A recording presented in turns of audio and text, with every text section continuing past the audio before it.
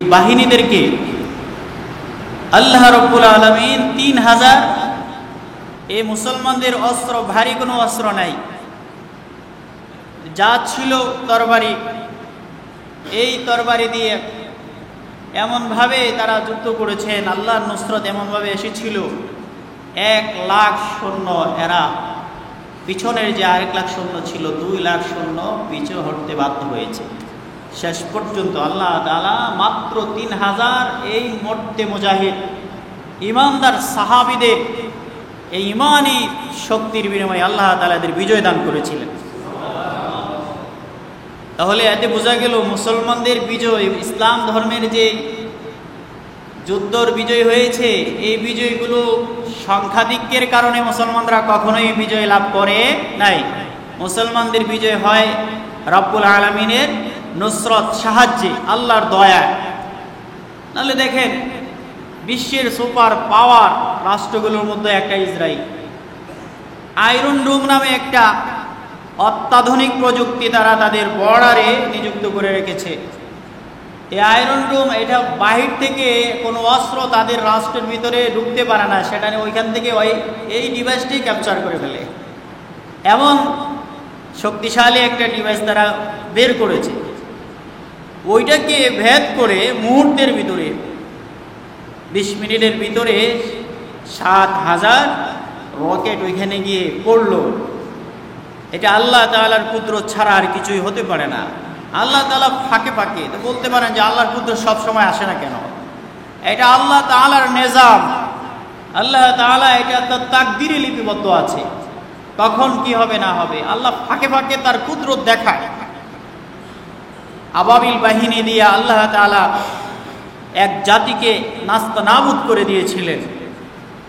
যে বিশাল এক বাহিনী নিয়ে আব্রাহাম কাবাগরকে ভাঙার জন্য আসছিল, সেই বাহিনীকে আল্লাহ রাব্বুল আলামিন আবাবিল, ছোট্ট পাখি, এই পাখির ঠোঁটে একটা পাথর আর ২ পায়ে ছিল ২টি পাথর, এই ৩টি পাথরে নিক্ষেপ করে আল্লাহ তাআলা বিশাল বাহিনী, হস্তি বাহিনী তারা, যার কাহিনী সূরাতুল ফিলে আল্লাহ বর্ণনা করেছেন।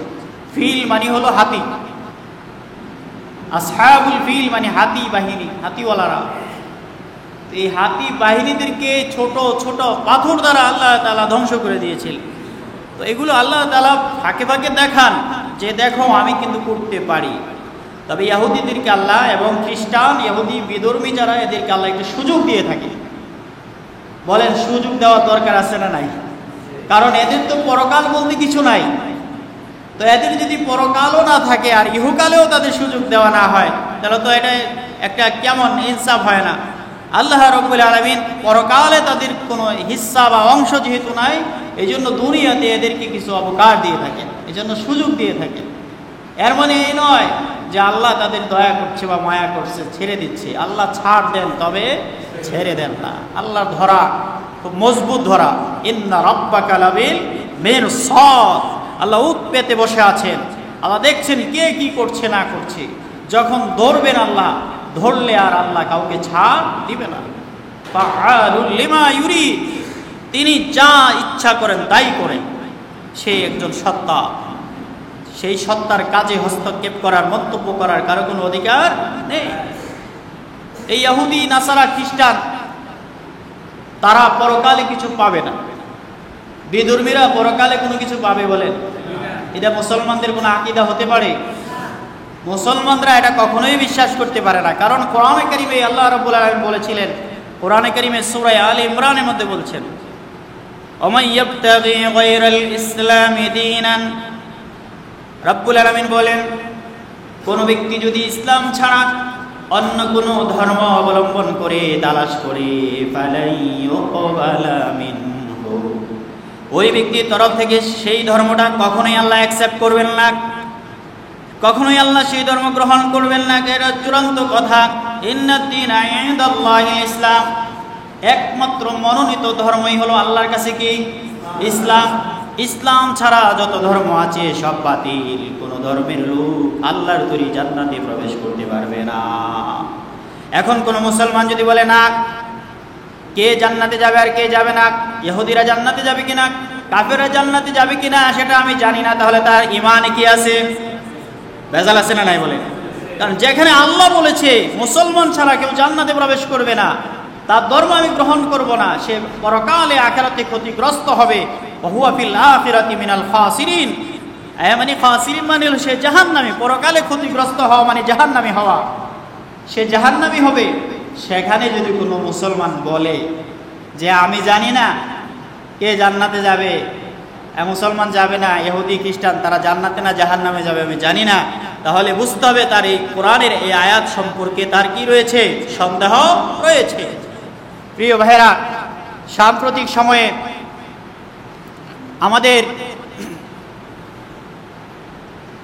আমাদের দেশের একজন, আমরা নাম বলবো না, মাইক্রোফোনটা চেঞ্জ করো, এটা খুলে মাইক।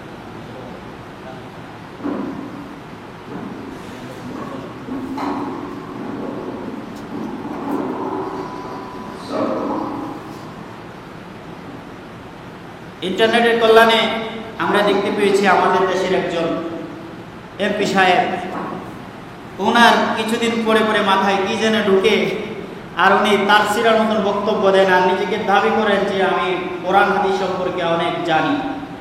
আবার উনি ফাজিল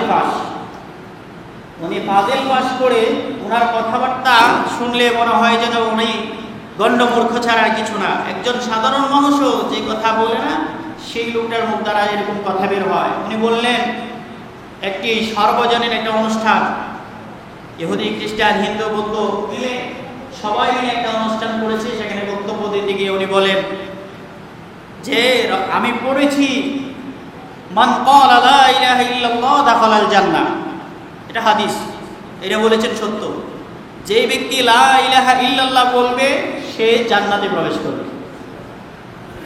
ওই লোকই বলে যে আমরা বলি আল্লাহ, আপনারা হিন্দুরা যারা আপনারা বলেন ভগবান, কেউ বলে ঈশ্বর, কেউ বলে ভট ইত্যাদি ভাষায় সম্বোধন করে, কিন্তু সবাই মানে একজনকে। অতএব যেহেতু সবাই একজনকে মানে, তাই কে জান্নাতে যাবে কে জাহান্নামে এটা আমরা বলতে পারবো না। ওনার বক্তব্য হলো এটা। আচ্ছা, আপনারা ওনাদের এই এমপি সাহেবের বক্তব্যের সাথে আপনারা একমত হতে পেরেছেন? যেখানে আল্লাহ বলেছেন ইসলাম ছাড়া কোনো ধর্মই আমি গ্রহণ করব না, সেখানে যদি উনি বলেন যে আমি বলতে পারি না, এর মানে উনি যদি ফাজিল পাশও দাবি করেন, তাহলে উনি কোন পরিমাণ ফাজিল পাস, কিরকম ছাত্র, এটা আমাদের ওনার এই বক্তব্য ধারায় আমরা বুঝতে পেরেছি। কথা বলেন ঠিক কিনা? একজন সাধারণ মানুষ এই দাবি করতে পারে না, অথচ উনি বললেন যে আমি জানি না। কারণ যেহেতু আল্লাহর রাসূল বলেছেন, উনি ব্যাখ্যা করতেছেন যারাই আল্লাহকে স্বীকৃতি দিবে, অতএব আল্লাহকে স্বীকৃতি দেওয়া মানে হলো অন্য ধর্মের লোকেরা যদি তাদের ভাষায় ভগবান বলে তাহলে সেও জান্নাতে যাবে। নাউজুবিল্লাহ বলেন। আচ্ছা, যারা ভগবান বলে, পৃথিবীতে যত ধর্ম আছে, ইহুদি বলেন খ্রিস্টান বলেন এই হিন্দুরা, এরা কি শুধু ভগবান বলে খালি ভগবানের পূজা করে না আরো অন্য কিছুর পূজা করে? তাহলে আল্লাহর সাথে শিরিক করলে আল্লাহ তাআলা এই গুনাহ কি ক্ষমা করবে? আল্লাহর সাথে শিরিক করলে আল্লাহ সেই গুনাহ ক্ষমা করবে না।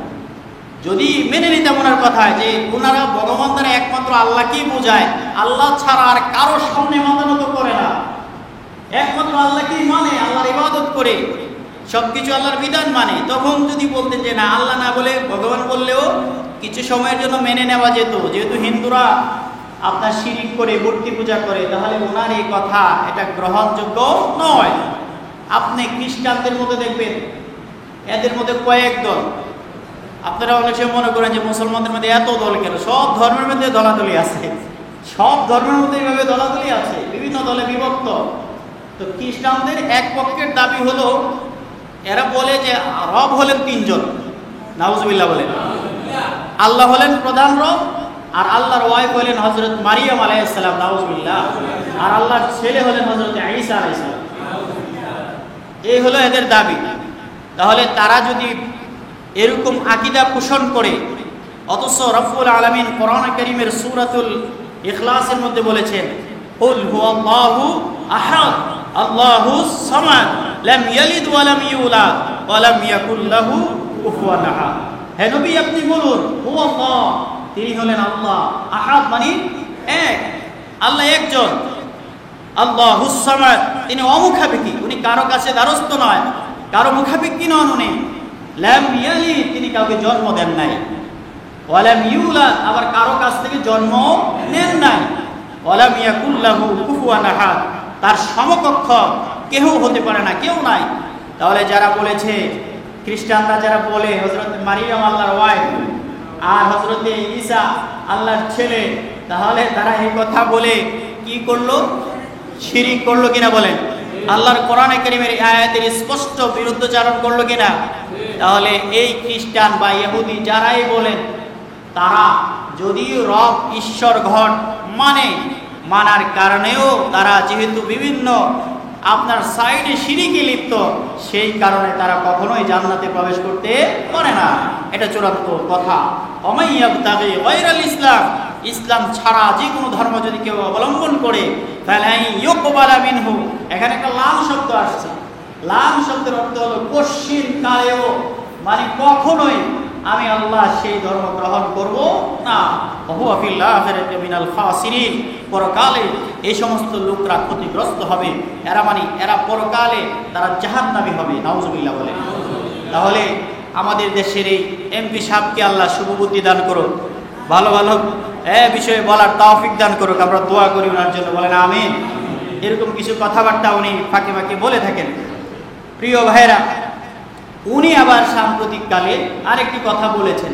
ব্রাহ্মণবাড়িয়া যদি আপনারা কেউ যান এই রুট দিয়ে, তাহলে দেখবেন প্রায় বিল্ডিংয়ের মধ্যে 2, 3, 4টা করে মাদ্রাসার ব্যানার থাকে, মাদ্রাসা আছে প্রতিষ্ঠিত। তো উনি বললেন আক্ষেপ করে যে ব্রাহ্মণবাড়িয়াতে এত মাদ্রাসা হবে কেন? এই ব্রাহ্মণবাড়িয়া এতগুলো মাদ্রাসা না হয়ে এখানে টেকনোলজি সায়েন্স প্রতিষ্ঠান হবে, বিজ্ঞান শিখবে, মাদ্রাসা হবে কেন? আমি বলতে চাই, আপনাদের এই এলাকায় মাদ্রাসার স্কুল কলেজ হিসেব করে দেখবেন, এখানে মাদ্রাসা সবগুলো মিলিয়ে যে পরিমাণ ছাত্র হবে, এই যে মাদ্রাসা একটা হয়েছে, ওইখানে একটা হয়েছে, আমাদের মাদ্রাসায় ছাত্র সংখ্যা হলো 120 জন। ওইটা যদি যান আরো কম, ওইখানে যদি যান সাউথুল মদিনায় আরো কম, শিকারপুরে টোটাল মিলায়েও 300 বা 350 হবে। টোটাল সব মাদ্রাসা মিলিয়েও 1000 ছাত্র হবে না। আপনি স্কুল এইভাবে উচ্চ বিদ্যালয় কলেজ সব টোটাল যোগ করলে কি পরিমাণ ছাত্র হবে বলে? হ্যাঁ, অনেক হবে না? 12,000 কম বেশ। তাহলে যেখানে এতগুলো মাদ্রাসা, যদিও দেখতে দেখা যায় বেশি, কিন্তু মাদ্রাসায় কি ছাত্র সংখ্যা বেশি না কম বলে? সমাজে কয় % লোক মাদ্রাসায় তার সন্তানকে দেয়? আপনি যদি হিসাব করেন, তাহলে আমি তো এই আপনাদের এই পুরা কয়েক গ্রাম মিলেও আমি একজন আলেম দেখি না। হয়তো 1-2 জন পাবেন। 100 জন লোকের মধ্যে হয়তো একজন ছাত্র নয় মাদ্রাসা, একজন আলেম নাই এই অঞ্চলের মধ্যে। তাহলে বলেন 100 জন লোকের মধ্যে কি একজন আলেম হলে চলবে? তাহলে এই জাতির নেতৃত্ব কে দিবে যদি আলেম না হয়?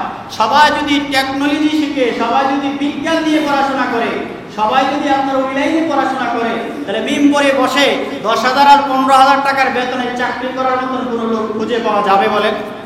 যদি না পাওয়া যায়, তাহলে ইসলামের এই খেদমতগুলো কে করবে? কথা বোঝেন না আপনারা? তাহলে কে করবে এগুলা?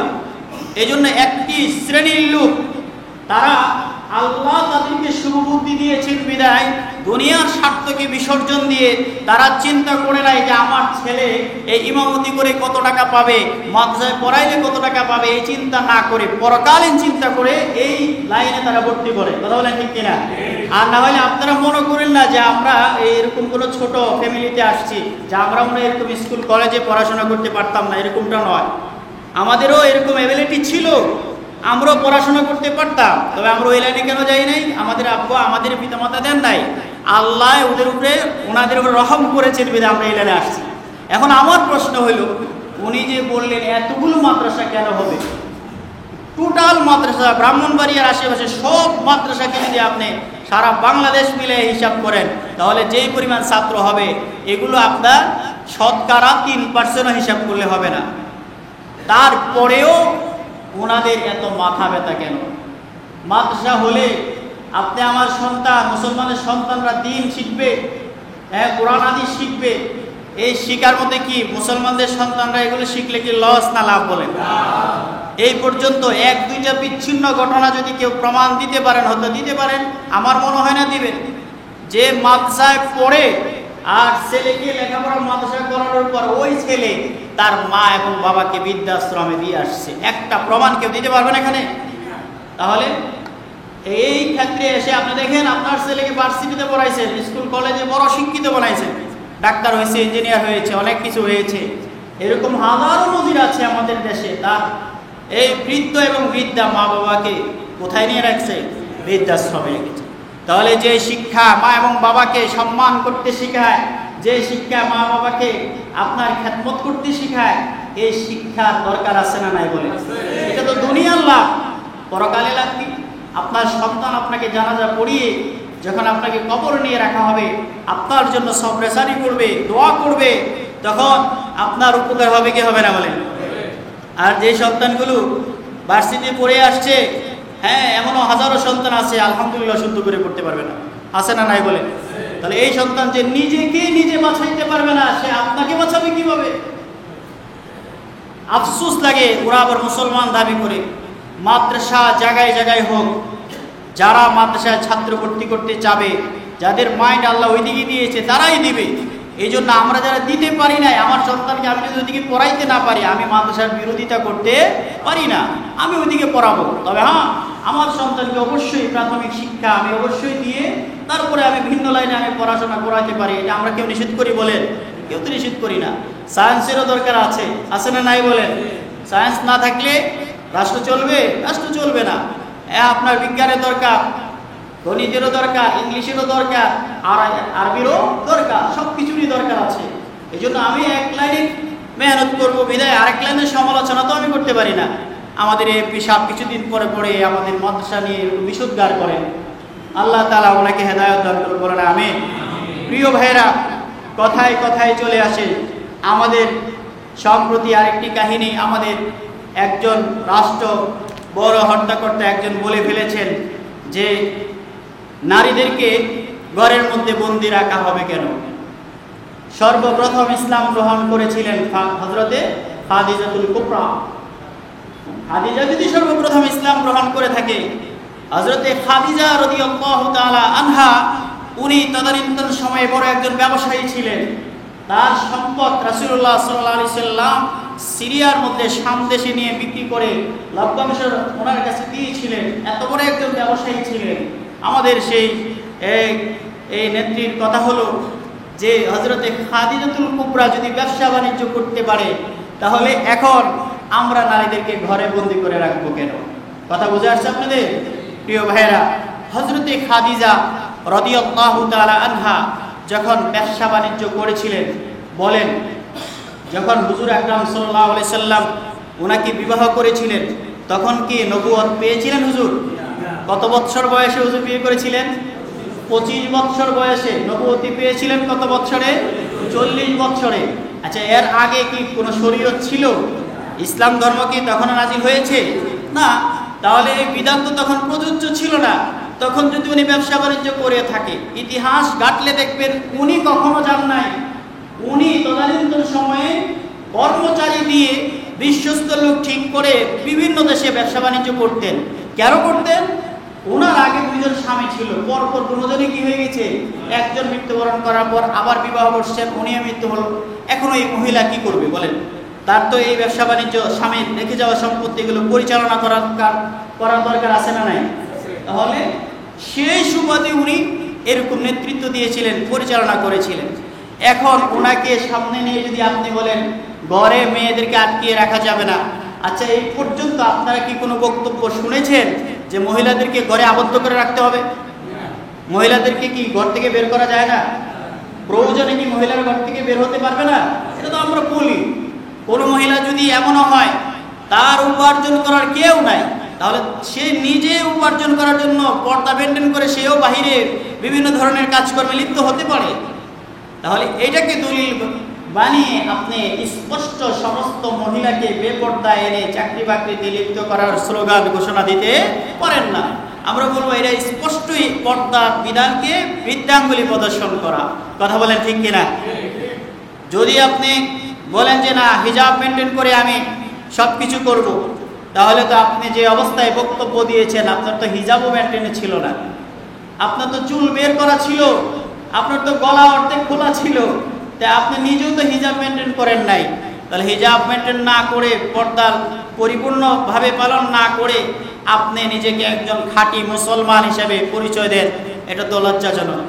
আর নিজেই বুঝলাম যে আপনি নিজে মানলেন না, কিন্তু নিজেই যে খারাপ কাজ করছেন, নিজেই যে সীমালঙ্ঘন করলেন, এই সীমালঙ্ঘনের বিষয়টা তো আরও অন্য জাতির উপরে আপনি চাপিয়ে দিতে পারেন না। প্রিয় ভাইয়েরা, আসুন, আমরা বলেছিলাম যে আমাদের সমাজে এই কোরআনে কারিমের যে আয়াত আমি তেলাওয়াত করেছি, আল্লাহ রাব্বুল আলামিন বলেন যে ইহুদিদেরকে আল্লাহ তাআলা কিয়ামত পর্যন্ত একটি শ্রেণীকে পাঠাবেন, যেই শ্রেণীর দ্বারা ক্রমে ক্রমে এদেরকে শাস্তি দিতেই থাকবেন।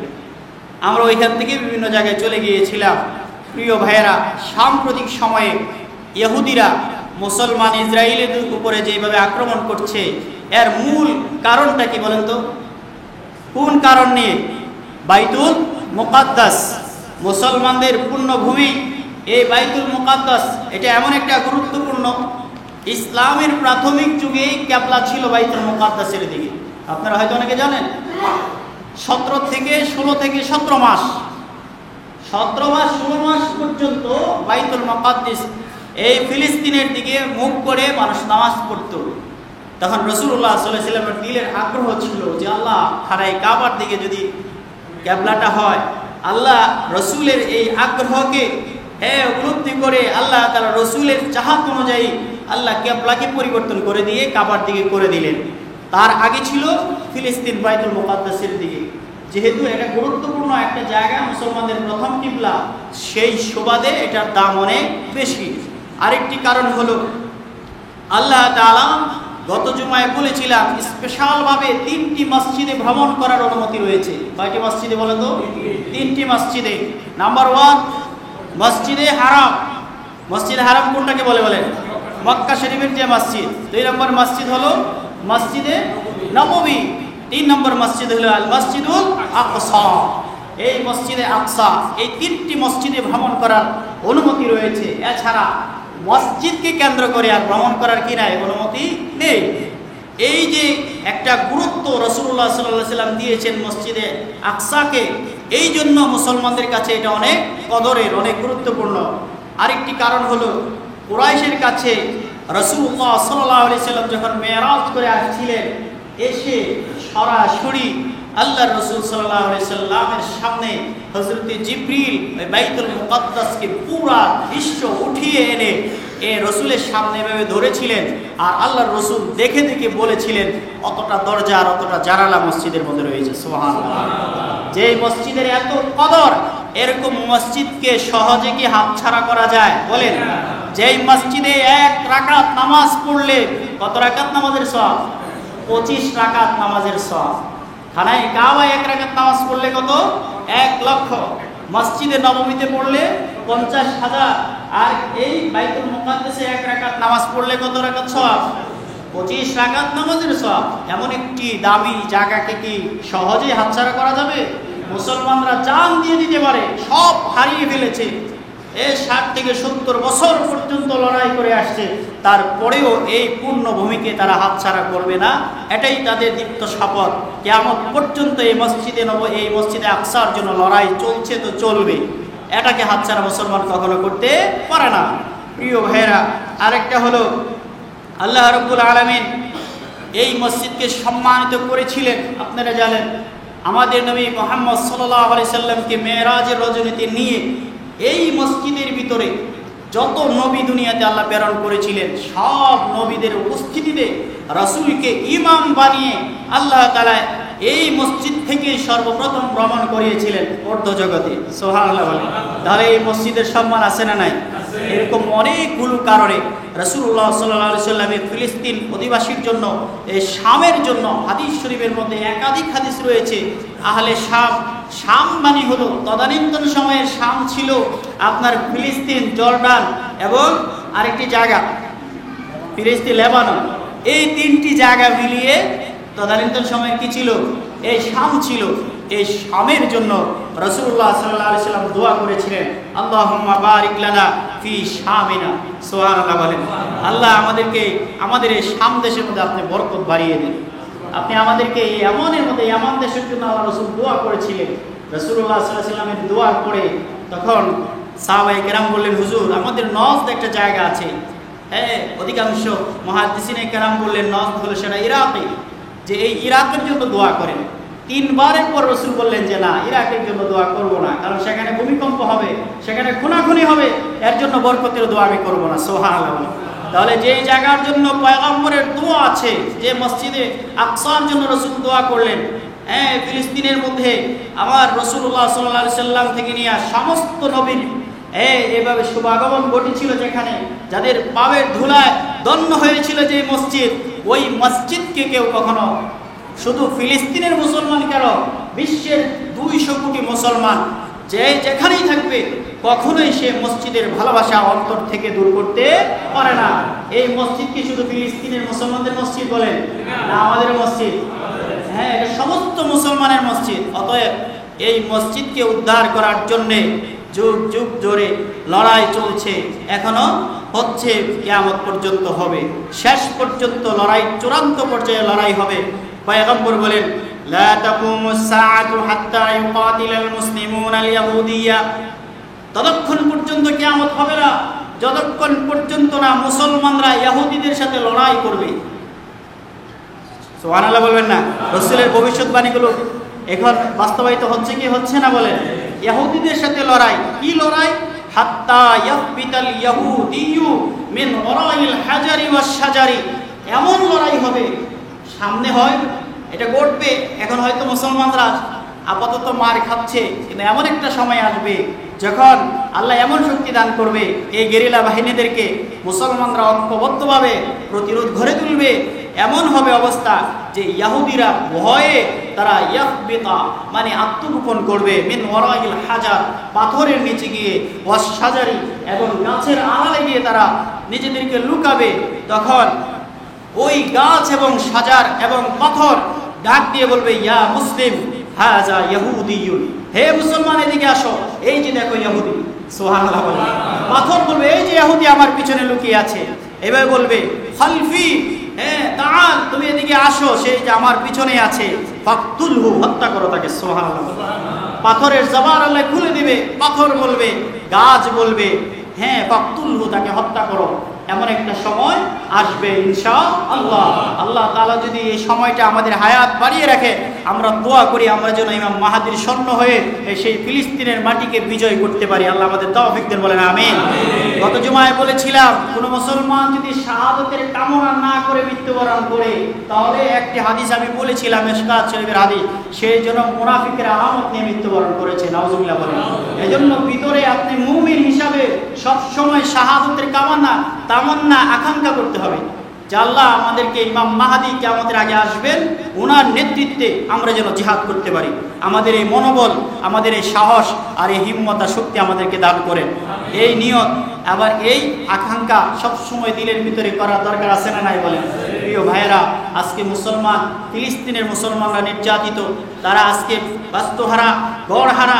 আপনারা জানেন গত বুধবারে আল আহলি এক মেডিকেল হসপিটালে আক্রমণ, বিমান হামলা করে এই ইহুদির বাচ্চারা 500 আমাদের এই মুসলমান ভাই বোনদের হত্যা করে ফেলেছে।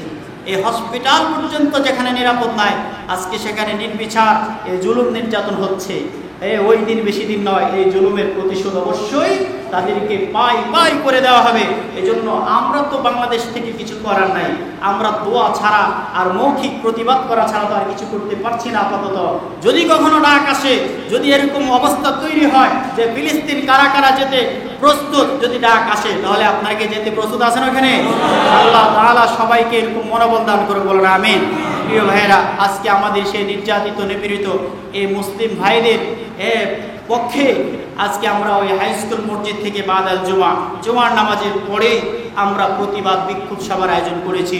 আল্লাহ তাআলা আমরা যাতে সবাই স্বতঃস্ফূর্তভাবে সেখানে অংশগ্রহণ করতে পারি, আমাদের তৌফিক দান করুন, বলুন আমিন। আমরা সবাই সেখানে উপস্থিত হব না ইনশাআল্লাহ? এটা আমাদের ইমানি দাবি কিনা বলেন? এটা আমাদের দায়িত্ব কিনা বলেন? আজকে যদি আমাদের উপরে নিপীড়ন হতো, আজকে যদি আমরা এরকম নির্যাতনের শিকার হতাম, আল্লাহ তাআলা তো আমাদেরকে ভালো রেখেছে, অতএব আমরা যেহেতু ভালো আছি, আমরা তো আর অস্ত্র দিয়ে তাদেরকে সহযোগিতা করতে পারবো না, তাই আমরা মৌখিকভাবে তাদের প্রতিবাদ জানাই। হয়তো আমার এই প্রতিবাদও আল্লাহ কবুল করে নিতে পারেন। এজন্য আমরা সবাই, আমরা দরকার পড়ে আজকে ভাত একটু পরে খাবো, হ্যাঁ আমরা, তারা তো কয়েকদিন পর্যন্ত খানা পাচ্ছে না, খাবার নাই, পানি, সব কিছু বন্ধ করে দিচ্ছে, কেউ না খেয়ে মারা যাচ্ছে। এমন পরিস্থিতিতে আমার মুসলমান ভাইয়েরা, এদের ধরদে দরুদি হয়ে আজকের খাবারটাকে আমি একটু বিলম্ব করে খেতে পারি না?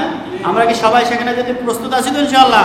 আমরা সবাই নামাজের পর করে হাই স্কুল মসজিদের মাঠ থেকে ইনশাআল্লাহ আমরা মিছিল বের করবো। আল্লাহ তাআলা আমাদের তৌফিক দান করুন। সকলে বলেন আমিন। ওয়া আখিরু দাওয়ানা আলহামদুলিল্লাহি রাব্বিল আলামিন।